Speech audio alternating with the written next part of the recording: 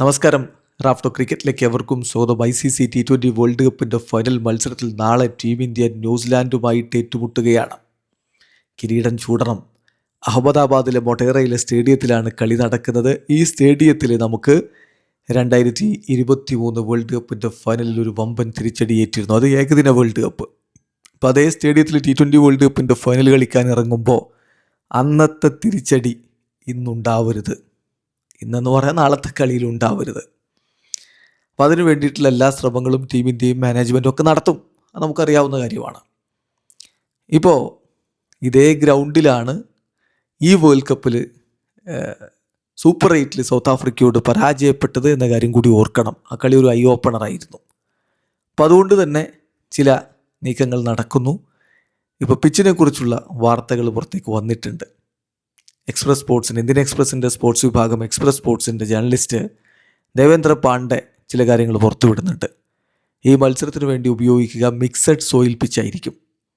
കൂടുതൽ റെഡ് സോയിലുള്ള mixed soil pitch എന്ന് പറയുമ്പോൾ നല്ല രൂപത്തിലുള്ള ബൗൺസ് ഉണ്ടാകും. മാത്രമല്ല നൈസ്ലി ബോൾ ബാറ്റിലേക്ക് വരും. രണ്ട് ഇന്നിങ്സിലും നൈസ്ലി ബോൾ ബാറ്റിലേക്ക് വരും എന്നുള്ള ഒരു ഗുണമുണ്ട്. അതുകൊണ്ട് തന്നെ റണ്ണൊഴുകുന്ന ഒരു പിച്ച് വേണം പ്രതീക്ഷിക്കാൻ. ഇപ്പോൾ ഇതേ പിച്ച് നേരത്തെ ഉപയോഗപ്പെടുത്തിയതാണ്. കാനഡ വേഴ്സസ് സൗത്ത് ആഫ്രിക്ക മത്സരം നടത്തിയ അതേ പിച്ച് തന്നെയാണ്.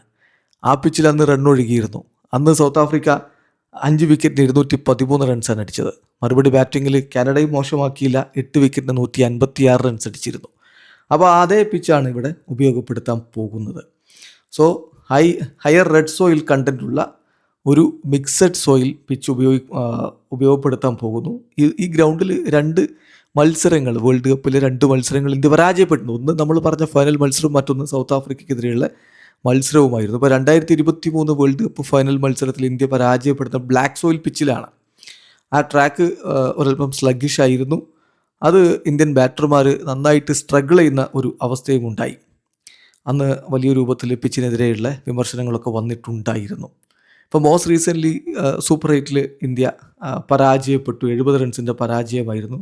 സോ ഈ ഫൈനലിലെ ഗ്രൗണ്ടിനെ കുറിച്ച് ഒരു ഐ ഓപ്പണറായിരുന്നു ആ കളി എന്നത് വളരെ വ്യക്തമാണ്. ഇപ്പോൾ ഒരു സോഴ്സിനെ ഉദ്ധരിച്ചുകൊണ്ട് ഇന്ത്യൻ എക്സ്പ്രസ് റിപ്പോർട്ട് ചെയ്യുന്നത്, the Indian team will be offered a mixed soil pitch at Ahmedabad stadium for the finals എന്നാണ്. So mixed soil pitch offer ചെയ്യാൻ പോകുന്നു.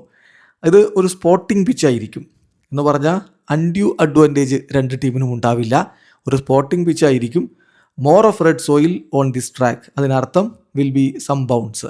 അതോടൊപ്പം തന്നെ ബാറ്റ്സ്മാന് കൃത്യമായിട്ടൊരു അഡ്വാൻറ്റേജ് ഉണ്ടാകും. ബാറ്റിലേക്ക് ബോൾ എത്തുന്ന തരത്തിലായിരിക്കും പിച്ച് ഉണ്ടാവുക എന്നുകൂടി ഒരു സോഴ്സിനെ ഉദ്ധരിച്ചുകൊണ്ട് ഇതാ കൃത്യമായിട്ട് ഇന്ത്യൻ എക്സ്പ്രസ് റിപ്പോർട്ട് ചെയ്യുന്നു. ഇപ്പം ഇതേ ടൂർണമെൻറ്റിൽ തന്നെ ഗ്രൂപ്പ് ഘട്ടത്തിലെ ചില ഗ്രൗണ്ടുകളിലെ പിച്ചിൻ്റെ കാര്യത്തിൽ ഇന്ത്യൻ ടീം അത്ര ഹാപ്പി ആയിരുന്നില്ല. അത് കൃത്യമായിട്ട് അവരുടെ ഡിസ്പ്ലഷർ ടീമിൻ്റെ അധികൃതർ ലോക്കൽ ക്യൂറേറ്റേഴ്സിനെ അറിയിച്ചിട്ടുള്ളതുമാണ്. അതുകൊണ്ട് തന്നെ ഇപ്പോൾ ബോർഡ് ഒരു സ്റ്റാഫിനെ ഈ ഒരു ഫൈനൽ മത്സരത്തിന് മുന്നോടിയായിട്ടൊക്കെ പിച്ച് പ്രിപ്പറേഷനുമായി ബന്ധപ്പെട്ട് കാര്യങ്ങൾ നോക്കാൻ വേണ്ടി അയച്ചിട്ടുണ്ട് എന്ന വിവരങ്ങൾ കൂടി പുറത്തേക്ക് വരുന്നുണ്ട്.